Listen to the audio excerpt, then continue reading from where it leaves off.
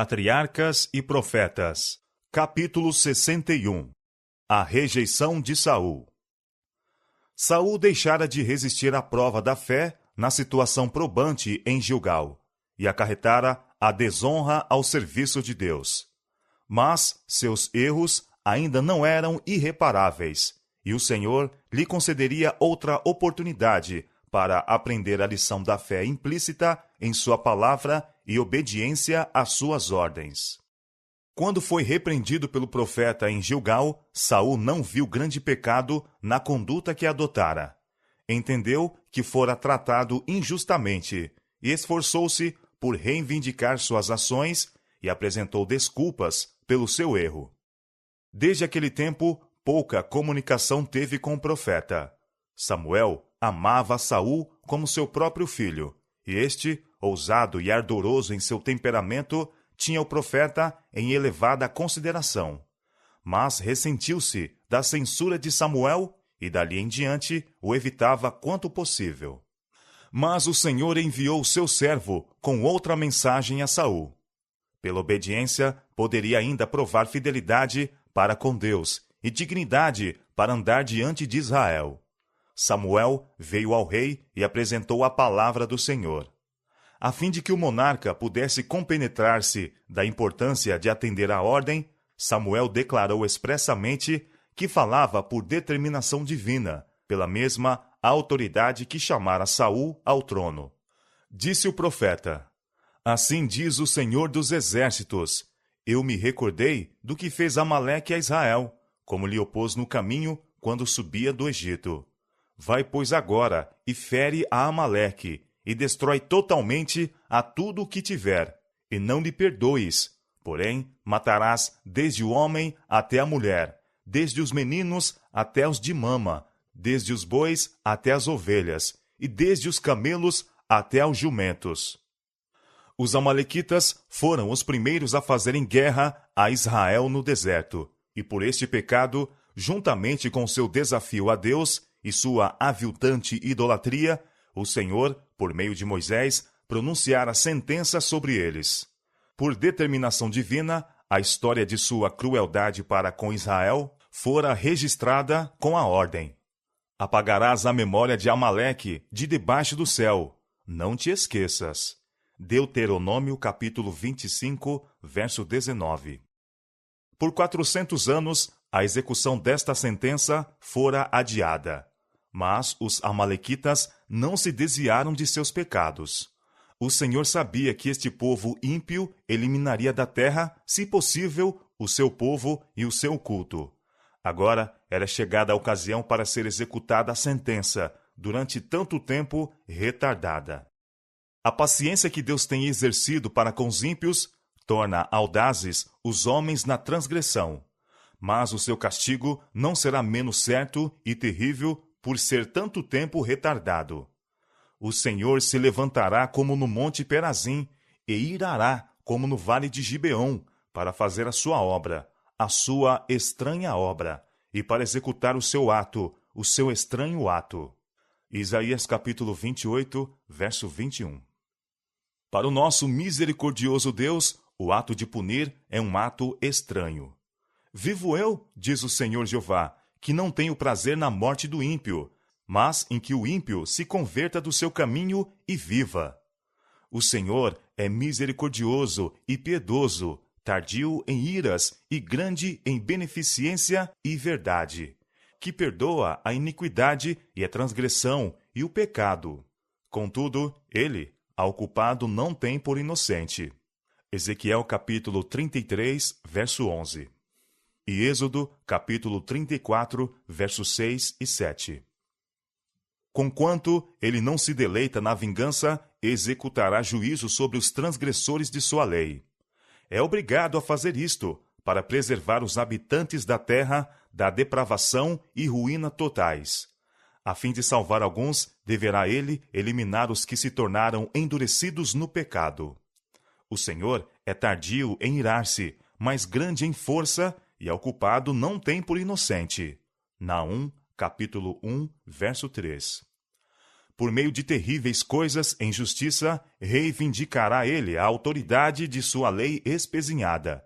E o próprio fato de sua relutância em executar justiça testifica da enormidade dos pecados que reclamam os seus juízos e severidade da paga que aguarda ao transgressor. Mas, ao mesmo tempo em que infligia o juízo, Deus se lembrava da misericórdia. Os amalequitas deviam ser destruídos, mas os queneus que habitavam entre eles foram poupados. Este povo, embora não estivesse inteiramente livre da idolatria, eram adoradores de Deus e mantinham amistosas relações com Israel. Dessa tribo era o cunhado de Moisés, Obabe, que acompanhara os israelitas em suas viagens através do deserto, e, pelo seu conhecimento do território, prestara-lhes valioso auxílio. Desde a derrota dos filisteus em Micmas, Saul tinha feito guerra contra Moabe, Amon e Edom, e contra os amalequitas e filisteus. E, para onde quer que volvesse suas armas, ganhava novas vitórias. Recebendo a incumbência contra os amalequitas, proclamou imediatamente a guerra. A sua própria autoridade foi acrescentada do profeta, e ao chamado para a batalha, os homens de Israel congregaram-se sob o seu estandarte. Esta expedição não deveria ser iniciada com o propósito de engrandecimento próprio. Não deveriam os israelitas receber quer a honra da vitória, quer o despojo de seus inimigos. Deviam empenhar-se na guerra unicamente como um ato de obediência a Deus, a fim de executar seu juízo sobre os amalequitas. Era intuito de Deus que todas as nações vissem a condenação daquele povo que desafiara sua soberania, e notassem que foram destruídos pelo mesmo povo que haviam desprezado. Feriu Saul os amalequitas, desde Avilá até chegar a Sur, que está defronte do Egito, e tomou vivo a Agag, rei dos amalequitas, porém a todo o povo destruiu ao fio da espada. E Saul e o povo perdoaram a Agag, e ao melhor das ovelhas e das vacas, e as da segunda sorte, e aos cordeiros, e ao melhor que havia, e não os quiseram destruir totalmente, porém a toda coisa vil e desprezível destruíram totalmente. Esta vitória sobre os amalequitas foi a mais brilhante que Saul alcançou, e serviu para suscitar novamente o orgulho de coração, que era o seu maior perigo. O decreto divino, que votava os inimigos de Deus à completa destruição, não foi cumprido, senão em parte. Ambicionando aumentar a honra de sua volta triunfal, mediante a presença de um cativo real, Saul aventurou-se a imitar o costume das nações em redor e poupar Agag, o cruel e belicoso rei dos amalequitas. O povo reservou para si o melhor que havia dos rebanhos, das vacas e das bestas de carga, desculpando o seu pecado sob o fundamento de que o gado era reservado para ser oferecido como sacrifício ao Senhor. Era, entretanto, seu propósito fazer uso do mesmo meramente como substituto, a fim de poupar o seu próprio gado. Saul havia agora sido submetido à prova final. Sua arrogante desconsideração pela vontade de Deus, mostrando sua determinação de governar como um monarca independente, provou que não se lhe poderia confiar poder real como representante do Senhor. Enquanto Saul e seu exército marchavam para casa no entusiasmo da vitória, havia profunda angústia no lar do profeta Samuel. Ele havia recebido uma mensagem do Senhor, denunciando o procedimento do rei. Arrependo-me de haver posto a Saul como rei, porque deixou de me seguir e não executou as minhas palavras. 1 Samuel, capítulo 15, verso 11. O profeta ficou profundamente magoado pela conduta do rei rebelde, e chorou e orou a noite toda pedindo uma revogação da terrível sentença. O arrependimento de Deus não é como o do homem. Aquele que é a força de Israel não mente, nem se arrepende, porquanto não é um homem para que se arrependa. 1 Samuel, capítulo 15, verso 29. O arrependimento do homem implica uma mudança de intuitos. O arrependimento de Deus implica uma mudança de circunstâncias e relações. o homem pode mudar sua relação para com Deus, conformando-se com as condições sob as quais pode ser levado ao favor divino, ou pode, de moto próprio, colocar-se fora da condição favorável. Mas o Senhor é o mesmo, ontem e hoje e eternamente. Hebreus capítulo 13, verso 8. A desobediência de Saul mudou sua relação para com Deus, mas as condições de aceitação por parte de Deus ficaram inalteradas. As reivindicações de Deus eram ainda as mesmas, pois nele não há mudança nem sombra de variação. Com o coração dolorido, o profeta partiu na manhã seguinte para encontrar-se com o rei, que procedia erradamente. Samuel acariciava a esperança de que, refletindo, pudesse Saul ter consciência de seu pecado e, pelo arrependimento e humilhação, ser de novo restabelecido ao favor divino. Quando, porém, o primeiro passo é dado no caminho da transgressão, este caminho se torna fácil. Aviltado por sua desobediência, veio ao encontro de Samuel com uma mentira nos lábios. Exclamou: Bendito tu do Senhor! Executei a palavra do Senhor. Os sons que vinham aos ouvidos do profeta desmentiram a declaração do desobediente rei. A incisiva pergunta: Que balido, pois, de ovelhas é este nos meus ouvidos e o mugido de vacas que ouço?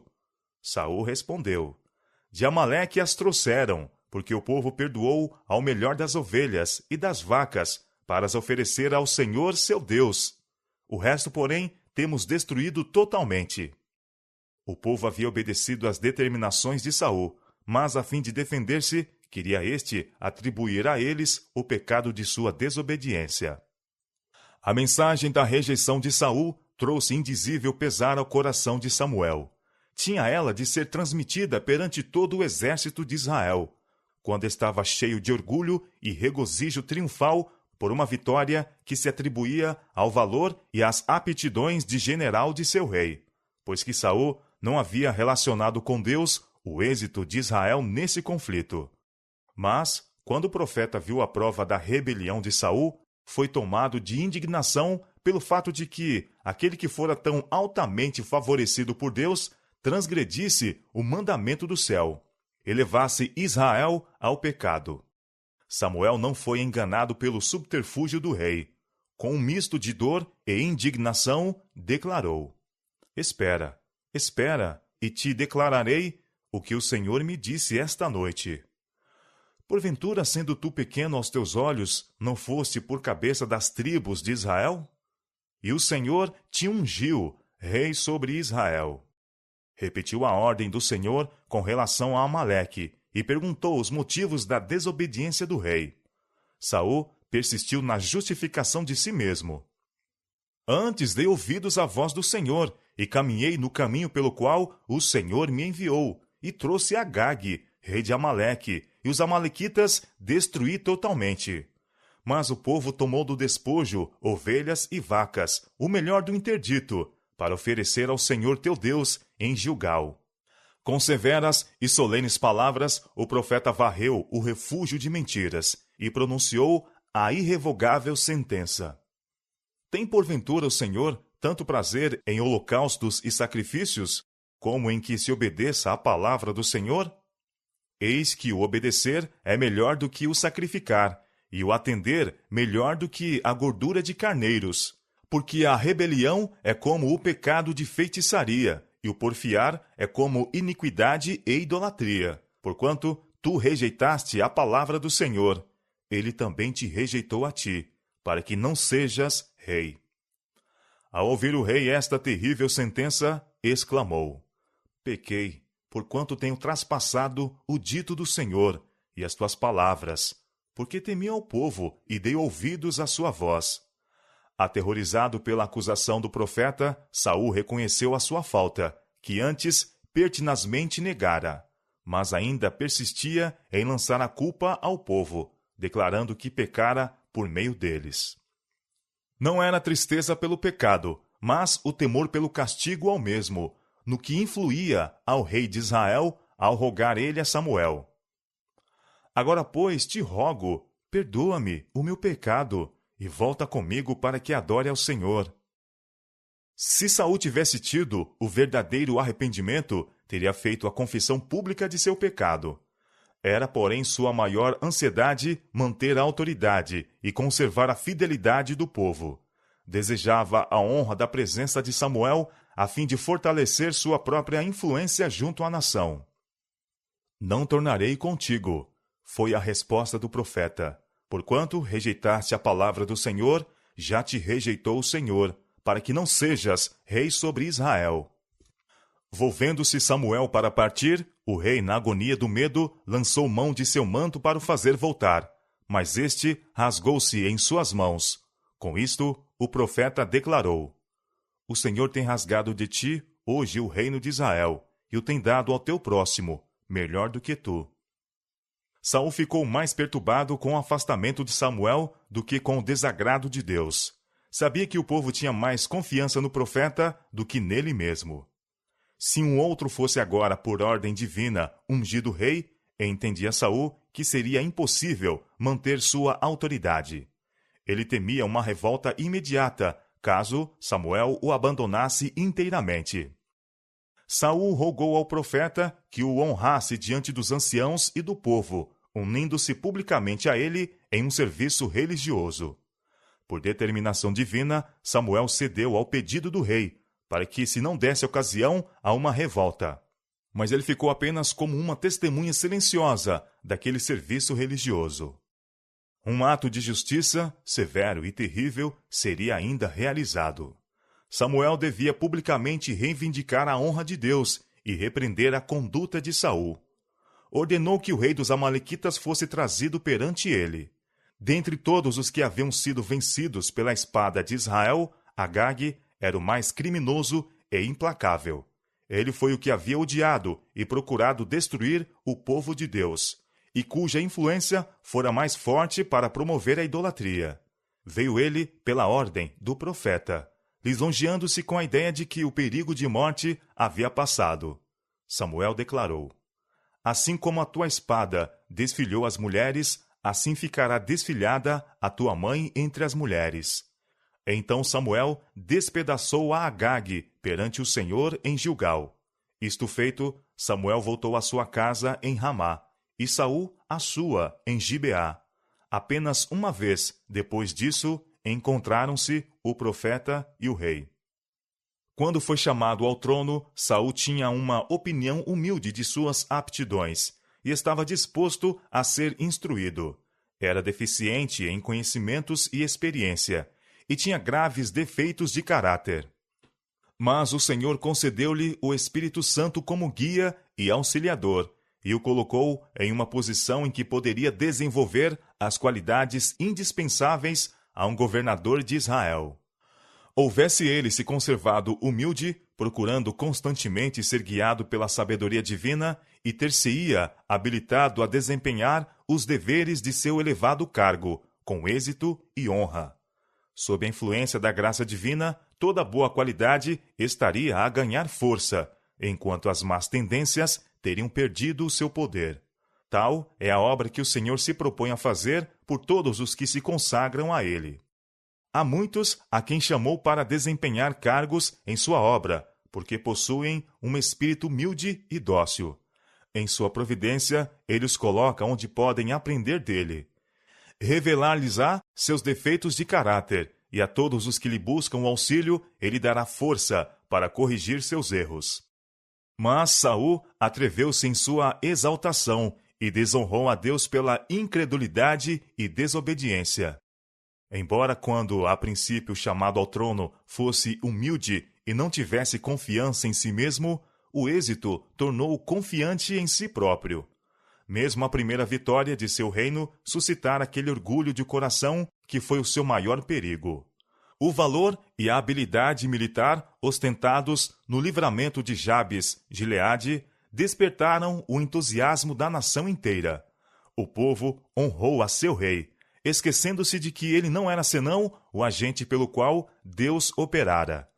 E posto que a princípio Saul atribuísse a glória a Deus, tomou mais tarde a honra para si. Perdeu de vista sua dependência de Deus e em seu coração afastou-se do Senhor. Assim se preparou o caminho para o seu pecado de arrogância e sacrifício em Gilgal. A mesma cega confiança levou-o a rejeitar a reprovação de Samuel. Saul reconhecia que Samuel era um profeta enviado de Deus. Portanto, deveria ter aceitado a reprovação, ainda que não pudesse ver que havia pecado. Se ele estivesse disposto a ver e confessar o seu erro, esta amarga experiência se teria demonstrado uma salvaguarda para o futuro. Se o Senhor tivesse então se separado inteiramente de Saul, não lhe teria de novo falado pelo seu profeta, confiando-lhe uma obra definida para a realizar, a fim de que pudesse corrigir os erros do passado. Quando alguém que professa ser filho de Deus se torna descuidado ao fazer a sua vontade, influenciando deste modo a outros a serem irreverentes e a se esquecerem das ordens expressas do Senhor, é possível ainda que seus fracassos se tornem em vitórias se tão somente aceitar a reprovação com verdadeira contrição de alma e voltar-se a Deus com humildade e fé. A humilhação da derrota mostra-se muitas vezes uma bênção, mostrando-nos a nossa incapacidade para fazer a vontade de Deus sem o seu auxílio. Quando Saul se desviou da reprovação a ele enviada pelo Espírito de Deus e persistiu em sua contumaz justificação própria, rejeitou o único meio pelo qual Deus poderia agir a fim de o salvar de si mesmo. Voluntariosamente, ele se separara de Deus. Não poderia receber auxílio ou guia divina, antes que voltasse a Deus pela confissão de seu pecado. Em Gilgal, Saul tinha tido a aparência de ser muito consciencioso, achando-se perante o exército de Israel a oferecer um sacrifício a Deus. Sua piedade, porém, não era genuína. Um serviço religioso, realizado em oposição direta à ordem de Deus, serviu apenas para enfraquecer as mãos de Saul, colocando-o fora do auxílio que Deus estava tão disposto a conceder-lhe. Na expedição contra Amaleque, Saul julgara ter feito tudo o que era essencial daquilo que o Senhor lhe ordenara. Mas o Senhor não se agradara da obediência parcial, nem estava disposto a revelar o que fora negligenciado por um motivo tão aceitável. Deus não deu aos homens liberdade para se afastarem de seus mandados. O Senhor declarou a Israel: Não fareis, cada qual, tudo o que bem parece aos seus olhos, mas guarda e ouve todas estas palavras que te ordeno. Deuteronômio capítulo 12, versos 8 e 28. Ao resolver sobre qualquer caminho a seguirmos em nossos atos, não devemos indagar se podemos ver que resultará mal do mesmo, mas se está de acordo com a vontade de Deus. Há caminho que ao homem parece direito, mas o fim dele são os caminhos da morte. Provérbios capítulo 14, verso 12. Obedecer é melhor do que o sacrificar. As ofertas sacrificais não tinham em si mesmas nenhum valor à vista de Deus. Destinava-se a exprimir da parte do ofertante o arrependimento do pecado e a fé em Cristo, e o compromisso da futura obediência à lei de Deus. Mas, sem arrependimento, fé e um coração obediente, as ofertas eram inúteis.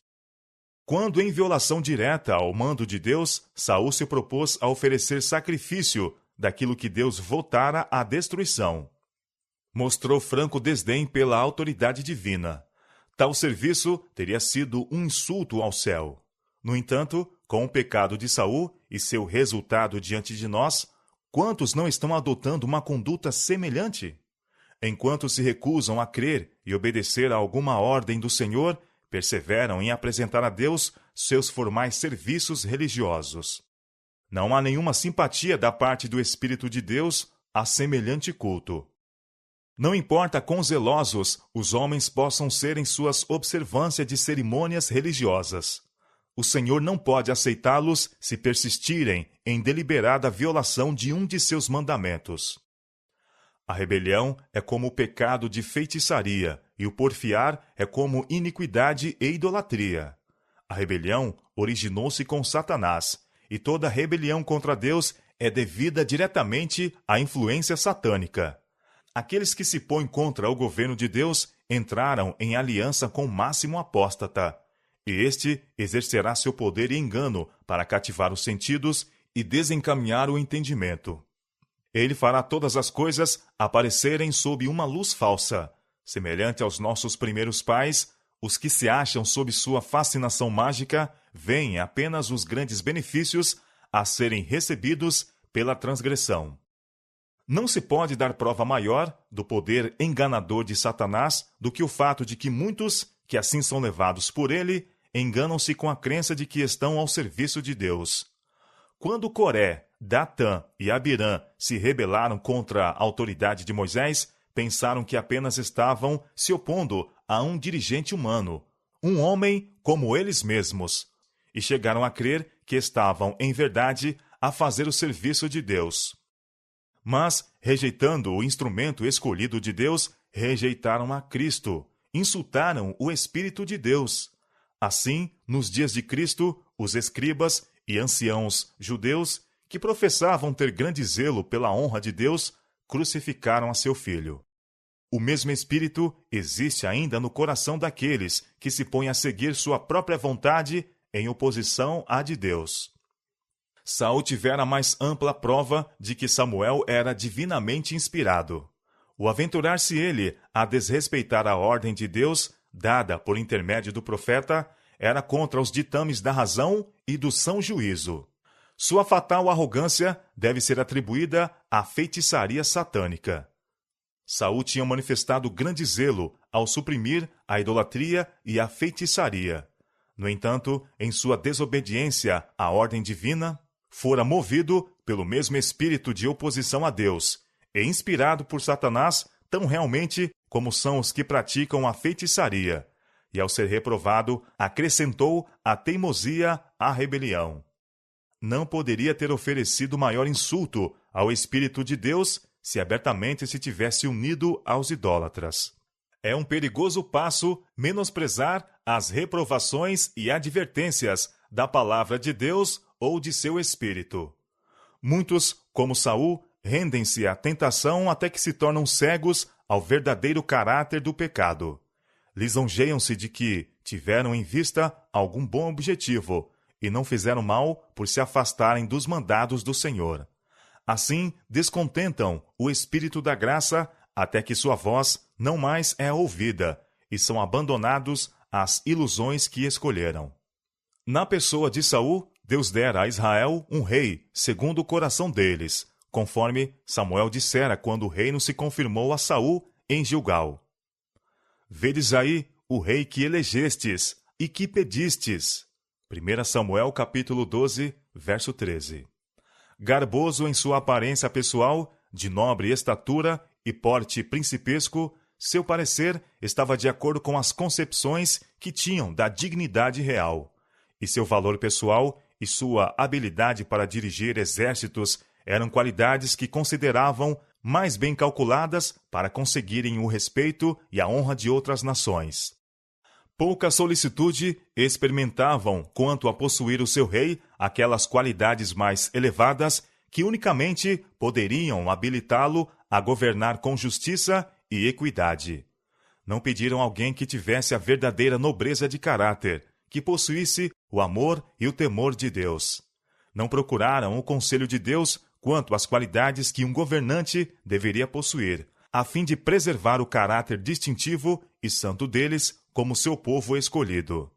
Não estavam a procurar o caminho de Deus, mas o seu próprio caminho. Portanto, Deus lhes deu um rei tal como desejavam. Rei este, cujo caráter era o reflexo do deles. Seus corações não estavam em submissão a Deus, e seu rei também não era dominado pela graça divina. Sob o governo deste rei, obteriam a experiência necessária para poderem ver seu erro e voltarem à sua fidelidade para com Deus. Contudo, tendo o Senhor posto sobre Saul a responsabilidade do reino, não o deixou entregue a si mesmo. Fez com que o Espírito Santo repousasse sobre Saul para revelar-lhe sua fraqueza e sua necessidade de graça divina. E se Saul tivesse depositado confiança em Deus, teria Deus estado com ele. Enquanto sua vontade foi dirigida pela vontade de Deus, enquanto se entregou à disciplina de seu espírito, Deus pôde coroar de êxito os seus esforços. Mas quando Saul preferiu agir independentemente de Deus, o Senhor não mais pôde ser seu guia e foi obrigado a pô-lo de parte. Então, ele chamou ao trono um homem segundo o seu coração, não um que fosse irrepreensível em seu caráter, mas, em vez de confiar em si, confiaria em Deus e seria guiado por seu espírito, que, ao pecar, sujeitar-se-ia à reprovação e correção.